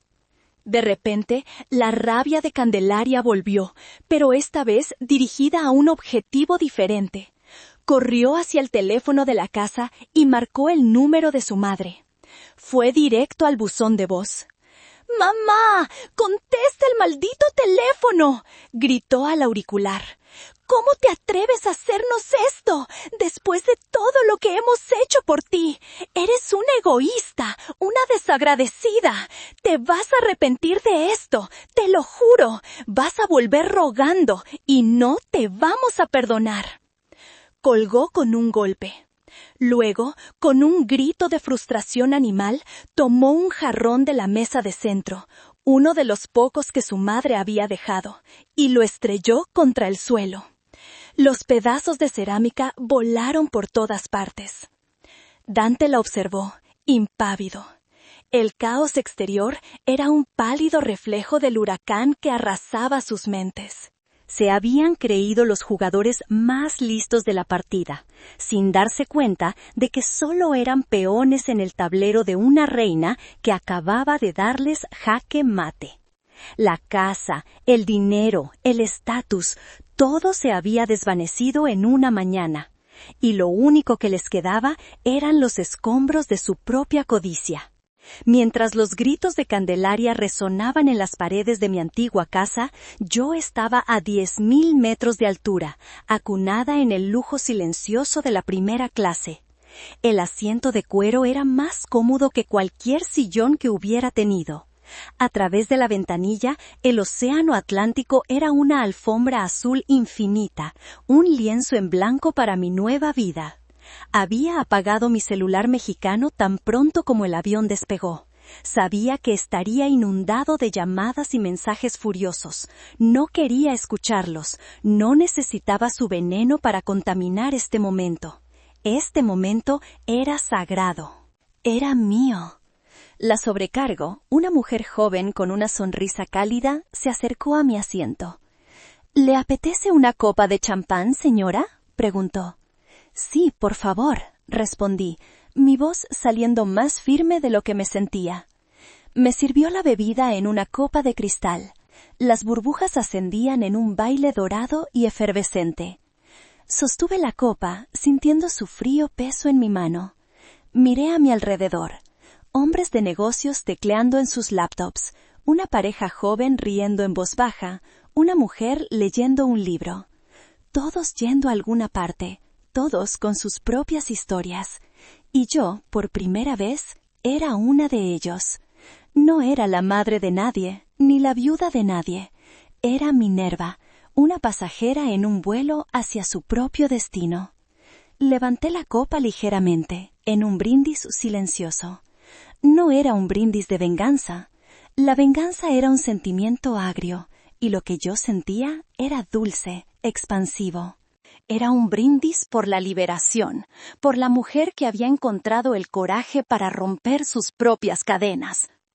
Por mí, susurré, tan bajo que solo yo pude oírlo. Bebí un sorbo. El champán estaba frío, nítido, y cada burbuja que estallaba en mi lengua parecía una pequeña celebración. Cerré los ojos y me recosté en el asiento. El ruido del motor del avión era un zumbido constante y tranquilizador, la banda sonora de mi escape. Dejé que mi mente vagara. Pensé en Candelaria y Dante, no con odio, sino con una especie de tristeza distante. Eran productos de su propia ambición, ahogados en una cultura de la apariencia y la gratificación instantánea. Les había dado todo, excepto lo más importante, la capacidad de valorar lo que no se puede comprar. Tal vez, solo tal vez, esta dura lección sería el regalo más grande que podría haberles dado. O tal vez no. Ya no era mi responsabilidad. Mi única responsabilidad ahora era yo misma. Pedí una manta y me acurruqué. Por primera vez en 5 años, desde la muerte de Horacio, sentí una paz profunda. Una paz que no venía de la resignación, sino de la acción. Me dormí con el sabor del champán en los labios y el sonido del océano debajo de mí. Soñé con el color azul. No el azul melancólico de la Talavera, sino el azul vibrante del mar Cantábrico, el azul de la libertad. Aterrizar en Madrid fue como entrar en otra dimensión. El aire era diferente, más nítido. El sonido del español, familiar pero con una cadencia distinta, me envolvía. Después de un corto vuelo de conexión, llegué a San Sebastián. Desde el taxi que me llevaba del aeropuerto a la ciudad, vi el primer destello del mar Cantábrico. Era de un azul profundo, casi gris bajo el cielo nublado del norte de España, pero poderoso, hipnótico. La ciudad se desplegó ante mí, una mezcla elegante de arquitectura Belle Époque, calles empedradas y una modernidad vibrante. Iñaki, el agente inmobiliario, me esperaba en el portal de mi nuevo edificio. Era aún más encantador en persona. Me entregó las llaves con una sonrisa. «Bienvenida a casa, señora Minerva». Casa. La palabra resonó en mí. El ático era incluso más hermoso que en las fotos. La luz inundaba cada rincón, a pesar del día nublado. Los pisos de madera crujían bajo mis pies, un sonido que hablaba de historia, de vidas vividas. Pero lo que me dejó sin aliento fue la terraza. Salí y respiré el aire salado. La vista era espectacular. La bahía de la Concha se extendía a mis pies, con la isla de Santa Clara en el centro como una joya verde. Podía oír el murmullo de las olas y los gritos de las gaviotas. Esa primera noche no deshice la maleta. Pedí comida a domicilio de un restaurante cercano, unos pinchos deliciosos que eran una explosión de sabor en mi boca. Me senté en el suelo de la sala vacía, con la puerta de la terraza abierta, y comí mientras miraba las luces de la ciudad encenderse. Me sentí completamente sola, pero no sentí soledad. Era una soledad elegida, una soledad llena de potencial. Los días siguientes fueron un torbellino de actividad. Compré un teléfono español, abrí oficialmente mi cuenta bancaria, me di de alta en los servicios. Cada pequeña tarea burocrática era una afirmación de mi nueva identidad. En el ayuntamiento, cuando me pidieron mi estado civil, dije viuda sin que se me quebrara la voz. Era un hecho, no una definición. Empecé a explorar la ciudad a pie. Me perdía en las calles de la parte vieja, descubriendo tiendas de ultramarinos que habían estado allí por generaciones, bares de pinchos donde la gente se reunía de pie, riendo y hablando en euskera y en español. Aprendí a decir kaixo, hola, y eskerrik asko, gracias. Compré muebles. No los muebles pesados y oscuros que había heredado y que a Horacio le gustaban, sino muebles ligeros, de líneas sencillas, en tonos de blanco, arena y azul. Un sofá cómodo, una gran mesa de comedor para futuras cenas con amigos que aún no conocía, y una cama con un colchón tan confortable que sentía que dormía sobre una nube. Una semana después llegó el contenedor con mis cosas. Ver a los hombres de la mudanza subir el baúl de mi madre, mis libros, mis tesoros, fue como ver las piezas de mi alma encajar en su nuevo lugar. Coloqué el pequeño jarrón azul cobalto en la repisa de la chimenea. Mi amuleto había llegado a casa. Configuré una esquina del luminoso salón como mi nueva oficina para Corazón de México. Desde mi escritorio podía ver el mar. Por primera vez, mi negocio no estaba relegado a un sótano húmedo. Estaba en el corazón de mi hogar, a la vista de todos, porque ya no tenía nada que ocultar. Era Minerva, la empresaria, y este era mi reino. Una vez instalada, el siguiente paso era más intimidante, construir una vida social desde cero. A mis 59 años, la idea de hacer nuevos amigos era desalentadora. Pero la mujer que había cruzado un océano no se iba a acobardar por una conversación. Mi primera incursión fue en el mercado de la Brecha. Me fascinaba la abundancia de productos frescos, pescados que parecían joyas plateadas, quesos idiazabal con su aroma ahumado, pimientos de Guernica. Empecé a hablar con los tenderos. Al principio, mis preguntas eran tímidas sobre cómo cocinar un besugo o cuál era el mejor chorizo para un guiso. Pero poco a poco, las conversaciones se hicieron más largas. Me recomendaron sus restaurantes favoritos, me contaron historias del mercado. Empezaron a reconocerme, a saludarme por mi nombre. «Kaixo o Minerva, hoy tengo unas anchoas que te van a encantar». Esas pequeñas interacciones eran como anclas que me iban fijando a mi nueva ciudad. Decidí que necesitaba una rutina. Me inscribí en una clase de cocina vasca en el Basque Culinary Center. El grupo era una mezcla ecléctica, una pareja de jubilados australianos, un joven estudiante de intercambio de Italia y dos mujeres de mi edad. Una era Elspeth, una escocesa viuda con un humor mordaz y un amor por el vino tinto. La otra era Anke, una alemana divorciada que había vendido su empresa de consultoría en Hamburgo para dedicarse a la fotografía en San Sebastián. Nos unimos por el desastre compartido de intentar hacer una salsa pil-pil correctamente. Nuestras primeras conversaciones fueron sobre recetas y técnicas, pero pronto derivaron hacia temas más personales. Les conté una versión editada de mi historia, diciendo que había vendido mi casa en México para empezar de nuevo. «Bien hecho», exclamó Elspeth, levantando su copa de vino durante una de nuestras clases. La vida es demasiado corta para vivirla según las expectativas de los demás, especialmente si esas expectativas las tienen unos hijos malagradecidos. Lo dijo con tal naturalidad que me eché a reír. Por primera vez hablaba de mi situación sin sentir vergüenza. Anke asintió. Yo vendí mi empresa porque me di cuenta de que había pasado 30 años construyendo algo para demostrar mi valor a un hombre que nunca lo vio. Un día desperté y decidí que mi próximo proyecto sería yo misma. En ellas encontré almas gemelas, mujeres que, como yo, habían llegado a una edad en la que la sociedad esperaba que se hicieran a un lado, pero que habían decidido, en cambio, ocupar el centro del escenario de sus propias vidas. Empezamos a vernos fuera de las clases. Explorábamos juntas los bares de pinchos, cada una pidiendo algo diferente para poder probarlo todo. Íbamos de excursión por el Monte Ulia, con sus vistas impresionantes de la costa. Visitábamos el Peine del Viento de Chillida, sintiendo la fuerza del mar y del viento en nuestros rostros. Una tarde, estábamos sentadas en una terraza en la playa de la Zurriola, viendo a los surfistas cabalgar las olas. ¿Sabes qué es lo más curioso?, le dije a Elspeth y a Anke. En México, mi hija me dijo que necesitaba ir a un asilo para estar con gente de mi edad. Y aquí estoy, con gente de mi edad. Y en lugar de jugar a la lotería y quejarnos de nuestros achaques, estamos planeando un viaje por carretera por la costa francesa. Elspeth soltó una carcajada. Querida, la gente de tu edad no es una categoría, es una actitud, y la nuestra, afortunadamente, es magnífica.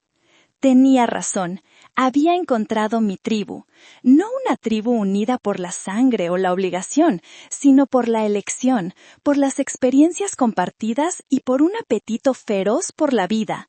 Estaba construyendo una nueva familia, una que no me veía como un estorbo, sino como una igual, una aventurera más en el increíble viaje de reinventarse a uno mismo. Mi vida social florecía, pero mi vida profesional, la que había sido mi ancla secreta, también exigía una reinvención. Corazón de México seguía funcionando a distancia, pero sentía la necesidad de darle una presencia física en mi nueva vida. Contacté con una pequeña galería de arte en la parte vieja que se especializaba en arte y artesanía internacional. La dueña, una mujer vasca llamada Amaya, de ojos intensos y un gusto exquisito, se mostró escéptica al principio. El mercado aquí es muy exigente, Minerva. La gente aprecia la calidad y la historia, no las baratijas para turistas, me dijo, mientras examinaba una de las vasijas de barro negro que yo había llevado. Mis piezas no son baratijas, respondí con calma. Son el trabajo de maestros artesanos, de familias que han perfeccionado su arte durante generaciones. Cada pieza tiene una historia. Y la gente, en cualquier parte del mundo, responde a las historias auténticas. Le dejé un pequeño catálogo que había diseñado y algunas piezas en consignación. 2 semanas después, Amaya me llamó. Minerva, necesito hablar contigo. ¿Puedes venir a la galería? Su tono era urgente. Fui con el corazón en un puño, temiendo que me dijera que mi producto no funcionaba. Cuando llegué, me encontré con que la vitrina principal de la galería estaba dedicada por completo a mis piezas. Estaban exhibidas con una iluminación experta, sobre pedestales de lino crudo. Parecían joyas de museo. «Lo vendí todo», dijo Amaya, con una mezcla de asombro y respeto. En 10 días, un coleccionista de arte de Biarritz se llevó la mitad de las piezas. El resto, clientes locales. Quieren más, quieren saber las historias, conocer a los artistas. Lo que tú tienes aquí, Minerva, no es solo artesanía, es oro. Ese fue el comienzo de una colaboración increíble. Corazón de México se convirtió en el proveedor exclusivo de arte popular mexicano para la Galería de Amaya. Organizamos una exposición, invitando a uno de los maestros alfareros de Oaxaca a venir a San Sebastián para hacer una demostración. Fue un éxito rotundo. La culminación de esta nueva etapa llegó una noche, unos meses después.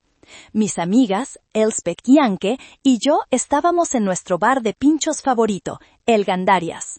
El lugar estaba abarrotado, lleno de risas y del sonido de copas de chacoli chocando. Estábamos celebrando. Anke acababa de vender una de sus fotografías a una revista de viajes. «Un brindis por la artista», dije, levantando mi copa. «Y por la chef», dijo Anke, señalándome.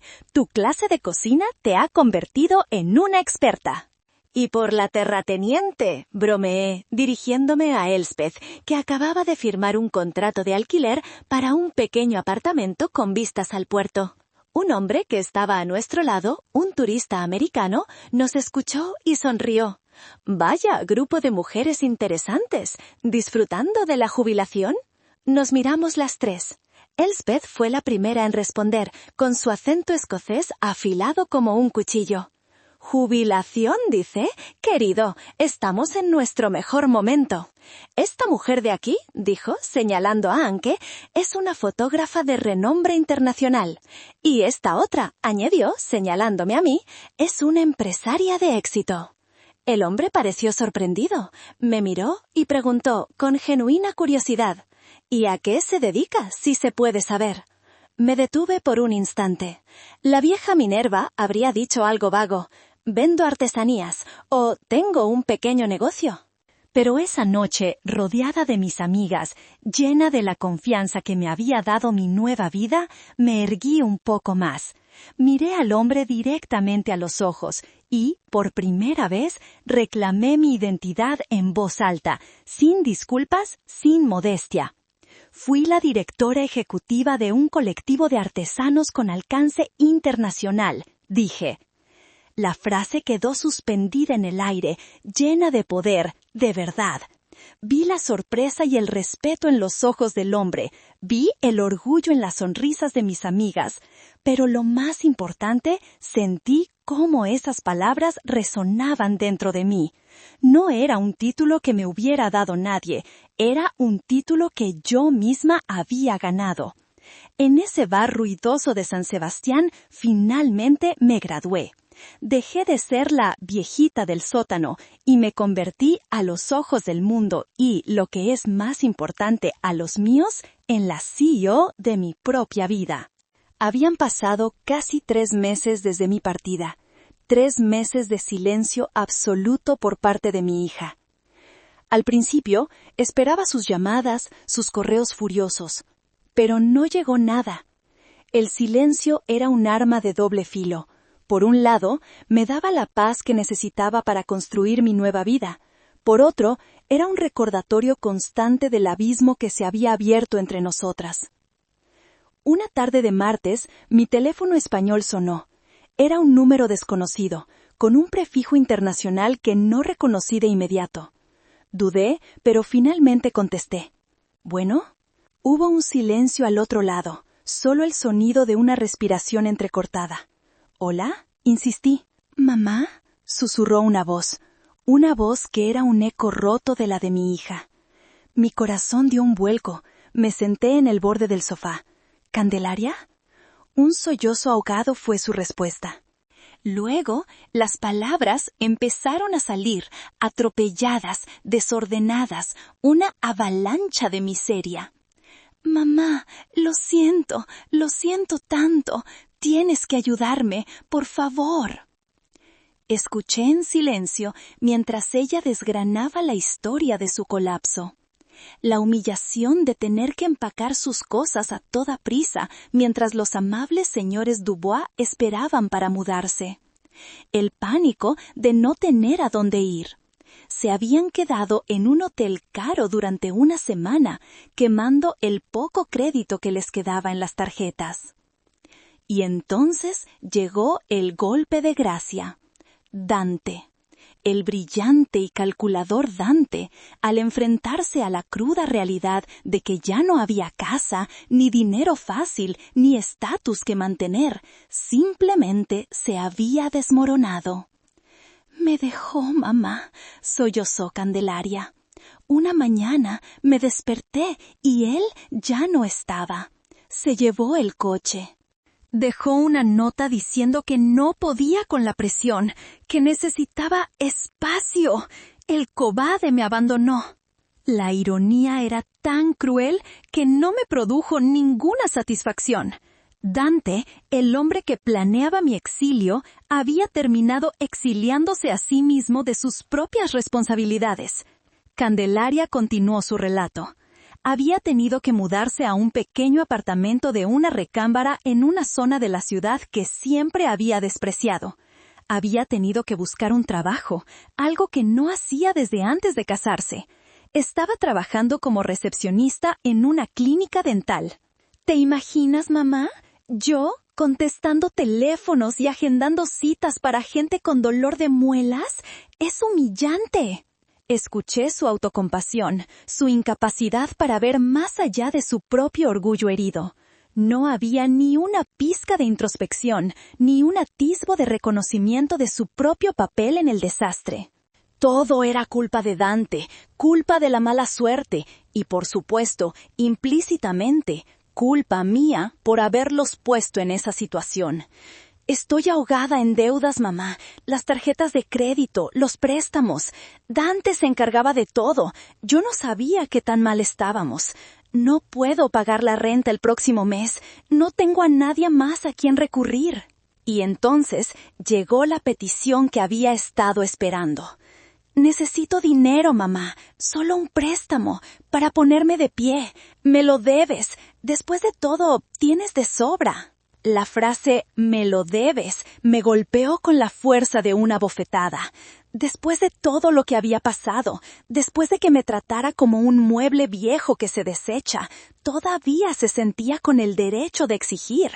Todavía creía que mi dinero, el fruto de mi trabajo y mi ingenio, era una extensión de sus propios deseos. Respiré hondo, reuniendo la calma que había cultivado en mi terraza frente al mar.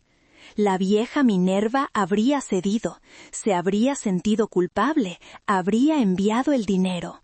Pero la vieja Minerva estaba muerta. Candelaria, dije, mi voz tranquila pero firme, una roca contra la marea de su histeria. Escúchame con atención. Lamento mucho todo por lo que estás pasando, hija, comencé, y era sincero. A pesar de todo, el dolor de mi hija me dolía. Verla rota y desesperada me causaba una profunda tristeza. Lamento que Dante te haya abandonado y que estés enfrentando esta situación tan difícil. Hubo un silencio esperanzado al otro lado. Probablemente pensó que mi empatía era el preludio de una transferencia bancaria. Pero, continué, y la palabra quedó suspendida en el aire, cargada de peso. No voy a enviarte dinero. El silencio se rompió. ¿Qué? Exclamó Candelaria, su tono pasando del llanto a la incredulidad. ¿No me oíste? Estoy a punto de quedarme en la calle. Te oí perfectamente, respondí con la misma calma, y precisamente por eso no voy a enviarte dinero. El dinero no es tu problema, Candelaria, es un síntoma. Tu problema es que has vivido toda tu vida adulta creyendo que el mundo te debía algo, que merecías un cierto estilo de vida sin tener que trabajar por él. Primero fue tu padre, luego Dante, y siempre, en el fondo, yo. «Eso no es cierto», protestó, su voz llena de indignación. «Tú eres mi madre. Se supone que debes ayudarme». Te he ayudado toda tu vida, Candelaria. Te di una educación, un hogar, mi tiempo, mi amor incondicional. Pero hay una diferencia entre ayudar y ser un salvavidas perpetuo. Si te envío dinero ahora, solo estaré posponiendo la lección que necesitas aprender. La lección de que eres una mujer adulta, capaz e inteligente, y que tienes que hacerte responsable de tus propias decisiones y de tu propia vida. Pude oír su respiración agitada. Estaba procesando mis palabras, probablemente por primera vez en su vida. Palabras que no eran de consuelo ni de sumisión. «¿Así que, me vas a dejar hundirme?», susurró, su voz temblando de autocompasión. «No, no te voy a dejar hundirte. Te voy a dejar aprender a nadar», corregí. Yo tuve que aprender a nadar sola a los 54 años, después de que tu padre murió. Y tú, a los 32, tienes toda la fuerza y el tiempo del mundo para hacerlo. Será difícil, será humillante, como tú dices.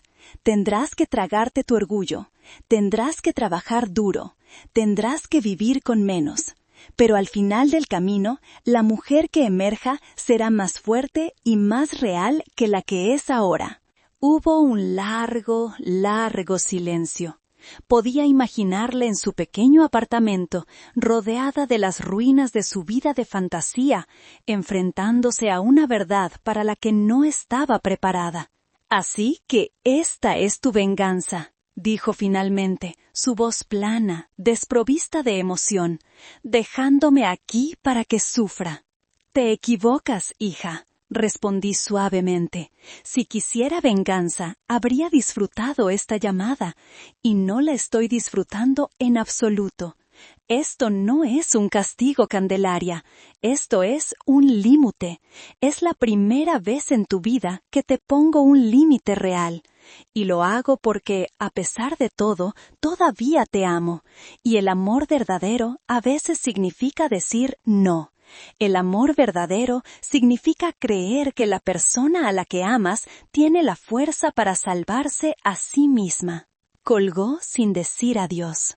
Me quedé con el teléfono en la mano, mi corazón latiendo con fuerza. Había sido la conversación más difícil de mi vida.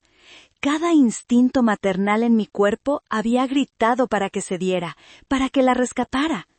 Pero la nueva Minerva, la mujer que había aprendido a valorarse a sí misma, sabía que el mayor acto de amor que podía ofrecerle a mi hija en ese momento era, paradójicamente, mi negación.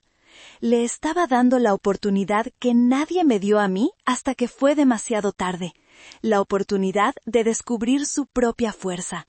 No sabía si la aprovecharía, pero, por primera vez, su futuro ya no dependía de mí. Y en esa dolorosa liberación encontré una extraña paz. Pasaron los meses. La primavera llegó a San Sebastián, pintando la ciudad de colores vibrantes. Mi vida encontró un ritmo apacible y satisfactorio.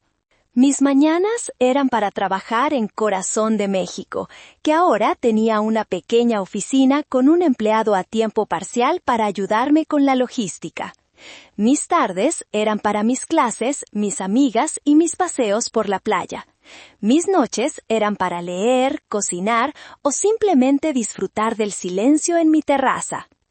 No volví a saber de Candelaria. A veces la tentación de llamarla era fuerte, pero me contenía. Le había dado su espacio, su oportunidad de crecer. Ahora le tocaba a ella dar el siguiente paso, si es que alguna vez lo daba. Una tarde, mientras revisaba mi correo electrónico, vi un mensaje con un asunto inesperado. Noticias de su antiguo jardín en Coyoacán. El remitente era Hélène Dubois, la nueva dueña de mi casa. Abrí el correo con curiosidad. Estimada Minerva, espero que este mensaje le encuentre bien y que esté disfrutando de su nueva vida. Le escribo porque sé cuánto amaba su jardín y quería compartir con usted que sus rosales están floreciendo de una manera espectacular esta primavera. Nunca había visto unos colores tan intensos. Adjunto algunas fotos. Hemos seguido los consejos que me dio y parece que a las plantas les gusta su nuevo cuidado. Cada vez que salgo al jardín, siento la energía y el amor que usted puso en él. Gracias de nuevo por habernos dejado un legado tan hermoso. Con mis mejores deseos, Hélène. Adjunto al correo había una serie de fotografías. Eran de mi jardín, mis rosales, cargados de flores rojas, rosas y blancas, la bugambilla trepando por la pared, una cascada de color fucsia, el pequeño huerto de hierbas aromáticas, exuberante y verde. Vi las fotos y sentí una oleada de emoción. Mi jardín, mi creación, estaba vivo y prosperando en manos de alguien que lo apreciaba. No había sido destruido. Mi legado continuaba. Le respondí a Hélène agradeciéndole el gesto tan amable. Y esa pequeña conexión con mi pasado, una conexión positiva y llena de belleza, me hizo darme cuenta de algo. Estaba lista. A la mañana siguiente, llamé a Iñaki. «Iñaki, soy Minerva. He estado pensando en la opción a compra del ático», le dije. «Ah, sí, aún le quedan un par de meses para decidir», respondió él. «No necesito más tiempo», dije con una sonrisa que él no podía ver, pero que seguro podía sentir en mi voz. «Quiero comprarlo. Quiero echar raíces aquí, Iñaki. San Sebastián es mi hogar ahora. El proceso de compra fue sencillo. Con los fondos de la venta de la casa de Coyoacán, pude comprar el ático sin necesidad de una hipoteca. Unas semanas después, firmé los papeles en la notaría. Al salir a la calle, con las llaves que ahora eran permanentemente mías, sentí una sensación de solidez, de pertenencia, que no había sentido en años. Esa noche me senté en mi terraza. Ya no era una inquilina, era la dueña de mi casa, de mis decisiones, de mi futuro. El sol se ponía sobre la bahía, tiñendo el agua de tonos dorados y anaranjados. Pensé en el futuro. Tal vez un día Candelaria volvería a llamar, no para pedir, sino para compartir. Tal vez no. De cualquier manera, yo estaría bien. Mi felicidad ya no dependía de la aprobación o el amor de nadie más, dependía de mí. Recibí un correo de mi hermano Eliseo. Felicidades por la compra, hermanita. Papá y mamá estarían orgullosos de la mujer en la que te has convertido. Sonreí. Sí, lo estarían. Y yo también. Estaba orgullosa de Minerva. Han pasado casi 2 años desde esa mañana en que dejé México. Mi vida aquí en San Sebastián es más rica y plena de lo que jamás imaginé. Corazón de México ha crecido. Ahora colaboro con artesanos de toda Latinoamérica y mis piezas se exhiben en galerías de toda Europa. Mis amigas Elspeth y Anke son mi familia elegida. Juntas hemos viajado, hemos reído hasta llorar y nos hemos apoyado en los momentos de duda. He aprendido a cocinar paella, a chapurrear euskera y, lo más importante, he aprendido a disfrutar de mi propia compañía. Hace 6 meses recibí un correo electrónico. Era de Candelaria. No pedía dinero, no se quejaba. Era una disculpa. Corta, torpemente escrita, pero sincera. Me contaba que seguía trabajando en la clínica dental, que había empezado a ir a terapia y que estaba aprendiendo a vivir con lo que tenía. Me di cuenta de que tenías razón, mamá, escribió. Estoy aprendiendo a nadar. Le respondí con un simple, estoy orgullosa de ti. Nuestra relación, si es que vuelve a existir, se construirá sobre una base nueva, ladrillo a ladrillo, con honestidad y respeto. Quizás algún día venga a visitarme. Quizás no. He aprendido a vivir sin expectativas. Ahora mismo estoy sentada en mi terraza. El sol de la tarde calienta mi rostro y la brisa del mar trae consigo el olor a sal y a libertad. Sostengo una copa de vino Rioja y observo el sol comenzar su lento descenso hacia el horizonte. Pienso en el viaje que me trajo hasta aquí. En la traición que se convirtió en una bendición, en el dolor que me obligó a encontrar mi propia fuerza. La exigencia de mi hija de que encontrara mi propio lugar fue, irónicamente, el mayor regalo que nadie me ha dado jamás, porque me obligó a buscarlo no en un folleto de un asilo, sino en el mapa del mundo, en el mapa de mi propia alma. Tomé una decisión drástica. Corté lazos, vendí el pasado y me negué a seguir siendo la red de seguridad de nadie. En mi corazón he perdonado a mi hija, pero he elegido no volver a involucrarme en su vida de la misma manera. He elegido mi paz por encima de su comodidad. Y ahora les pregunto a ustedes, los que han escuchado mi historia, ¿fui egoísta? ¿Fui una madre cruel por negarle ayuda a mi hija en su peor momento?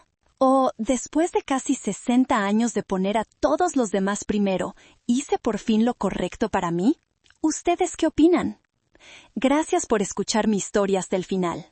Si has vivido algo parecido, o si simplemente quieres compartir tu opinión, me encantaría leerte en los comentarios.